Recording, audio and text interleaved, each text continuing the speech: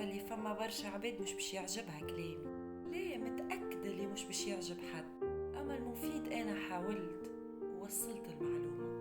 يعيشك كي يبدأ عندك مشكلة في حياتك، ولا تبدأ مدبرم، ولا تبدأ عندك إشكالية مع طفلة مشيت وخلاتك، ولا إكسبيريونس متاع ريلاسيون مع طفل خايبة ياسر خرجت منها وتبدأ تتعدى بوقت صعيب، بربي بربي لا تدخل حد لحياتك، جيتك بجاه ربي.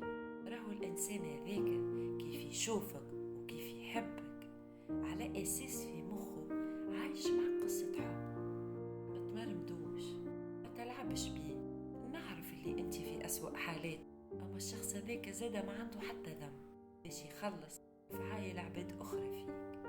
داوي روحك وأصبر وقوي روحك، كي تحس روحك مستعد باش تدخل في ريلاسيونز جديدة، وقتها تدخلوا العبد هذاك لحياتك.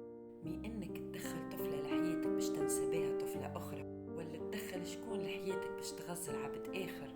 راهو العبد هذاك اللي انت باش تدخله راك انت اللي باش تتحمل مسؤوليتك، خاطر انت باش تدبره معاك، باش تقلل من قيمته، ماكش باش تتلهي بيه بالكدا، ماكش باش تعطيه حقه، باش يبدا يحكي معاك وانت ما على بالكش بيه خاطر مخك ماهوش معاه.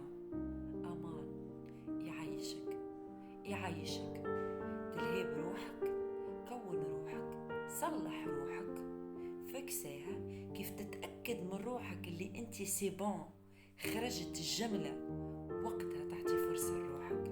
اما ما تدمرش حياتك وتدمر تزيد معاك حياة اخرى.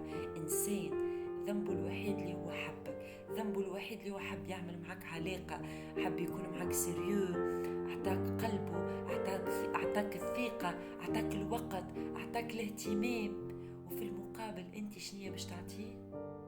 كان له وجيعة راهو ما يجيش.